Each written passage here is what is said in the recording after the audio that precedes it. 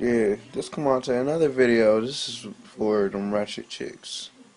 You know you ratchet, but you denying it. This is how you know if you ratchet.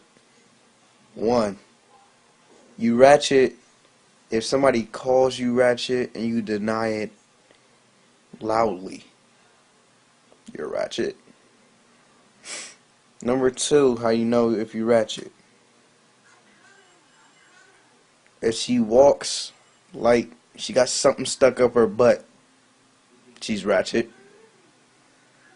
Number three, if she makes noises and screams and holler at the top of her lungs, she's ratchet. Number five, if she does stupid things for no apparent reason, she's ratchet. And my last reason, because I can't think of no more, is if she always talking about her hair and she wears weave and she always wondering why her hair is falling out, she's ratchet. Ratchet.